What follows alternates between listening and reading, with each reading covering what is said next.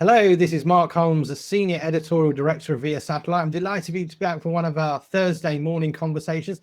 We have someone new to talk to today, one of the most talked about companies in our sector right now. So a big welcome to TMC, to Mark Dickinson, the CTO of Neo Space Group. Mark, how are you doing today? I'm good. Thank you for inviting me along. Great to be here. Fantastic. Let's get straight into it. I mean, NSG has been one of the most talked about companies in our sector over the last year. I mean, sort of 1 year on, how do you sort of reflect on where the company was, where it's going, where it is now, and the journey that it's been on at the moment? Yeah, and I joined the company as CTO back in February, so here been in the company about 6 months. And as you say, yeah, this is almost exactly the 1 year anniversary for the company's foundation. And it certainly feels longer than my 6 months, and I think for most people in the company longer than the year it's been. It's been a really rapid growth and establishing ourselves in the market, meeting people, trying to developing our roadmaps about the technology we want to bring. So it's been really fast, and it's been very exciting. A great bunch of people growing fast. The company through a number of acquisitions. When the company was first founded, we were up to almost 700 people, I think, today. A lot of that comes from an established business that came in, but within the sort of the Neo Space Group corporate function, we're well over 100 people now. So we're growing fast, and it's very exciting. I mean, we know that the company, I mean, it did make a big splash. It does have big ambitions, and we'll talk a little bit more about that during the conversation. But even, has there been a surprise even within NSG itself, just how fast it has grown and the scale, even bearing in mind that it had very big ambitions to start with? Yeah, I look at the way the company's been founded, and we essentially are a startup, and in startup environments, things do move very fast. We have a number of key goals that we're trying to achieve in parallel. So yeah, I think people are very engaged and very excited about what the future could bring. And we're trying to bring a structured process to be able to deliver on the execution side of that. So yeah, people are really engaged, and it's great to see people coming into the business with enthusiasm, and in particular seeing the local Saudi nationals joining the company and bringing their excitement and what they want for space for their country and the kingdom. That's really powerful to see, and I've got a great team who are working for me on the technology side, very smart, and really want to be able to deliver on the ambitions for their country. That's fantastic. No, it's fantastic, and it's always in this sector, as you know, Mark. It's great to see ambition, and great to see a company come in and have a bold vision. I mean, I think it's really good for our industry. Let's talk specifically about some markets. I want to talk about the geospatial one to start with, because that's a really, in some ways, you know, when you see new operators come into the market, new companies come into the market, you tend to sort of associate them maybe more with some of the more traditional satellite operator verticals. And geospatial is sort of even probably for NSG is a different one. Can you tell us a little bit about how you're looking to make an impact there and what the roadmap looks like for NSG there? Yeah, sure. And geospatial is, in fact, by far the biggest part of Neo Space Group today. And that was because at the company foundation, a company called TACNI ETS, who was a very well-established Earth observation company within the kingdom, was brought underneath the NSG umbrella and essentially became rebranded as NSG Geospatial Services. And that company had been around for the last, I think, about 11 years or so, providing geospatial services into the kingdom. So it's a very well-established, actually well-run business. And what we're trying to do now is trying to leverage this both from in the domestic environment, but also internationally. And one of the concepts we have, and through an acquisition of Up 42, is bring a marketplace environment to geospatial to allow fusing the sort of the data suppliers along with the customers and making that transaction as easy and seamless as possible. So yeah, we are, as well as the core analytics and the core data and products and services we're providing, we are looking to embed this marketplace architecture to be able to really expand. And we're really excited. I'm seeing a lot of interest from many data providers as they provide data into the system. And we really think this has the potential to scale very well. So yeah, that's a really exciting part of the NSG overall picture. And talking about, I mean, you mentioned sort of 1 year on. Where are you? Where would you describe your current position in terms of geospatial and actually, as well as seeing interest? When is that interest going to turn into sort of strong commercial deals for the company? Yeah, so I say that the geospatial NSG geospatial services is a revenue generating business in itself today. It's doing good business in the kingdom. The first year has been about embedding that organization within the broader NSG group, making sure we don't disrupt that business because it's a very well established business, but then looking with the leadership within that company about how we can expand it and generate revenues and business outside of the areas where they've traditionally been serving, which has been predominantly to the key ministries and key entities within the kingdom today.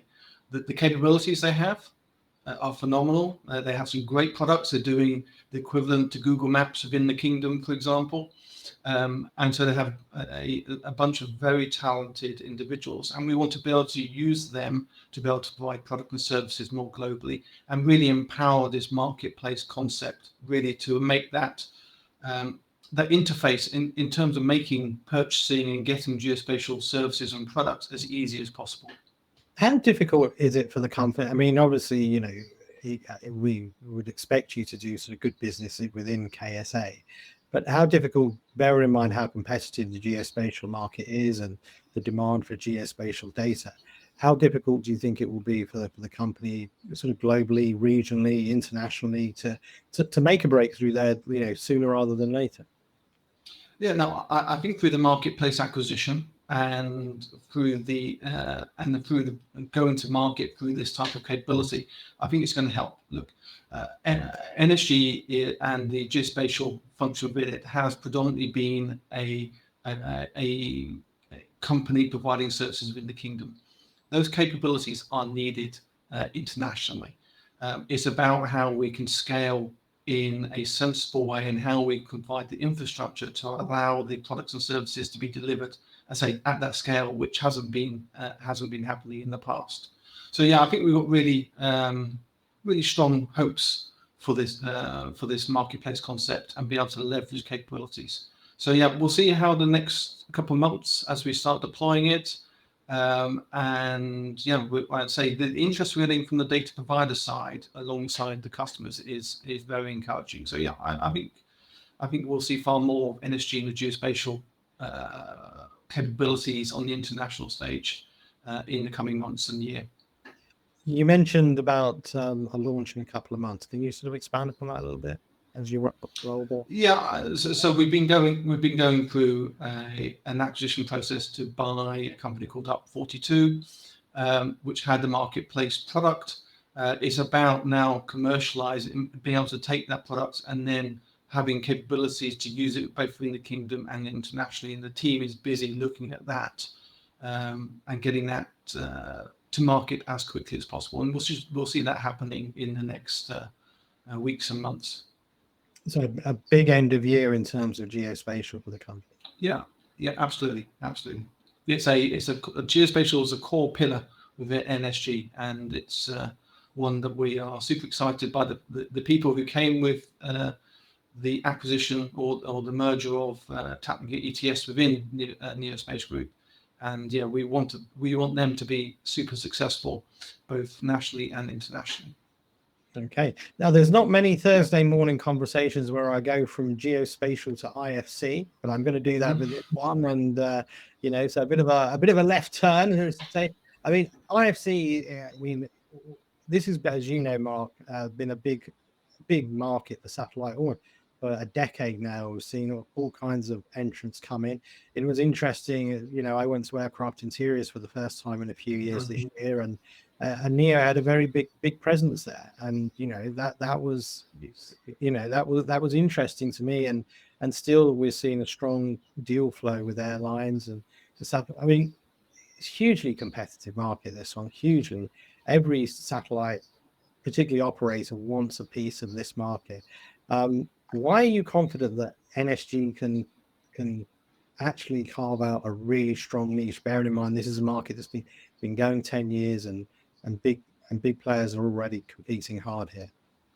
Yeah, very good question. I spent 25 years at Inmarsat and then Viasat. So I came from two of the most well-established companies providing IFC capabilities. And I've seen this business grows and some of the challenges around those businesses. I remember very clearly around and when COVID hit, how the IFC business globally was dramatically impacted. And so it is an exciting business opportunity, but as you say, it's a very competitive.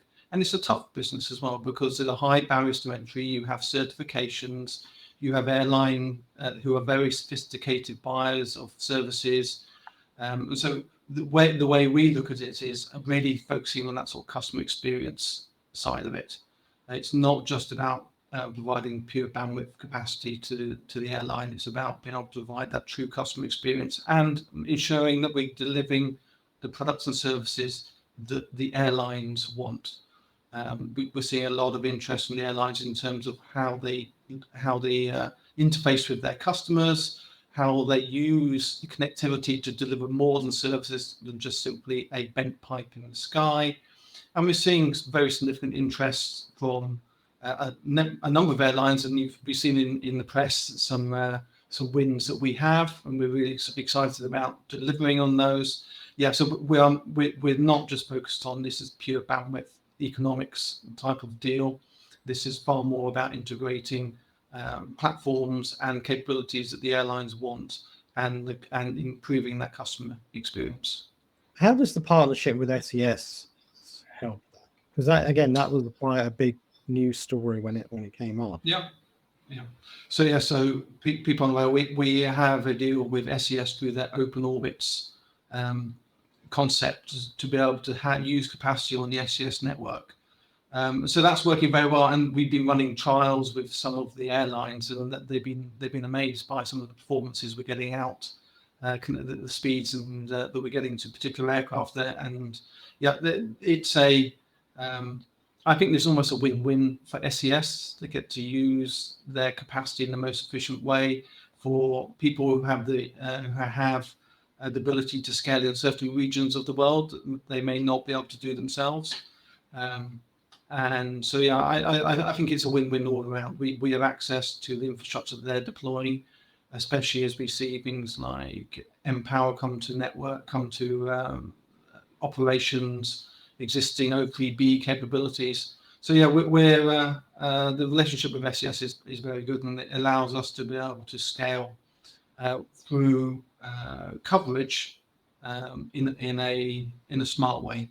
We don't need to overbuild capacity ourselves that is underutilized. We can essentially bring in capacity into our network to meet the commitments that we have with the airlines in terms of things like SLAs and user experience side. So yeah, SES, that relationship is very important to how we can scale. I mean, you mentioned about the size of the geospatial market for NSG. In terms of like the future, how big could the IFC market be for NSG? It's hard to make predictions on that. Well, we've got internal models, but as you say, it's a very aggressive market out there. We've seen Starlink come to market with products in the last couple of years, and we've seen a number of airlines adopt their technology. They are disrupting some of the existing players. But again, some of the existing players are having wins as well. We're seeing that the products and services that the established players providing do resonate with some of the airlines, and it would be a mistake to think that all airlines are the same. A national flag carrier can be quite different requirements from a low-cost carrier, for example. So yes, airlines are themselves quite complex animals to deal with when you're looking from a commercial construct, and there's not one solution that solves everyone's problems. And NSG, I think we have a way of being able to use our both location within the kingdom, but also our ability to bring some scale and resources to this market. And I should say, IFC has been in the Satcom side the initial business, but we don't want to solely be an IFC provider. We're looking at Satcoms more generally. And from a CTO perspective, what excites me is that, as you said before, sometimes we see geospatial companies, we see Satcom companies. What you don't normally see is companies doing both. So from a technology point of view, what I'm interested about is how we can actually fuse different sort of very quite distinct historically capabilities to provide differentiated products and services. And we're seeing the Satcom side, maybe on the IoT side, that you can combine that with the geospatial side and provide quite different products and services to the customers than a company that's only focused in one of those areas.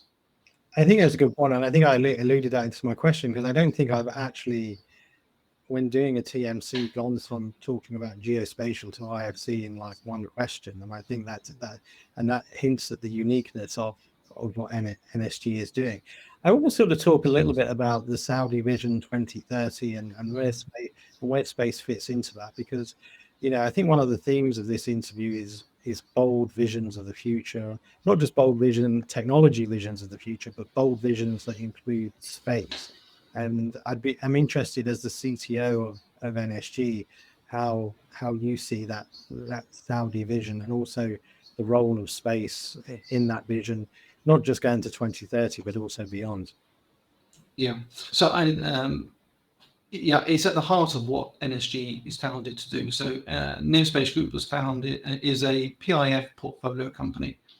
And what we're tasked to do is, as part of many of the PIF portfolio companies, is to deliver on the vision of 2030, which is essentially moving the economy from being very dependent on oil and gas to an economy that has far more technology at its heart. And space plays a key part in that technology. The ambition of Vision 2030 will go far beyond my time, and maybe the person who replaces me at some point in the future. This is generational type of change trying to be embedded within the kingdom. It's about bringing capabilities and skills, and one of the key things I need to look at is how, through the kingdom, we bring the talent within the kingdom to be the future CTOs and be able to create an ecosystem of capabilities and skills that they can use to be a key technology player on the global map. And we've seen some of the investments around AI in the kingdom, very significant investments around that. And space is one of those pillars. And Neospace Group's job is to try and help deliver on that technology vision. So there's aspects around how, rather than just buying one satellite in the future off someone outside of the kingdom, we could do that. That's easy. What is about how we can bring some key technologies and capabilities in the kingdom. So maybe the spacecraft, in the decade's time, elements can be built within the kingdom using Saudi nationals to do that. And it's about building that sort of technology ecosystem, which is fundamental here to the execution of Vision 2030. Yeah, I mean, just sort of final question. I mean, Mark, as you know, you have a very interesting background, worked at Inmarsat, Viasat. As a global technology leader now serving as the CTO of NSG, I mean, you've had a front row seat really to innovation across all over the world, really. After immersing yourself in Saudi Arabia's fast evolving tech and space ecosystem, what would you say is the one standout difference, or perhaps unexpected strength, that you think distinguishes Saudi innovation space technology and the space technology landscape from more established markets? Yeah, that's a great question. So, yeah, as you say, I came from a very well established, essentially an IGO organization of Inmarsat, and then through the purchase by Viasat of Inmarsat, went to a very commercially focused organization. So in my limited time that I've been, the 6 months I've been here, what has really astounded me is the real ambition. And this is ambition at the top of from the very top within the kingdom, but actually talking to the new graduates coming into the company, the ambition there as well.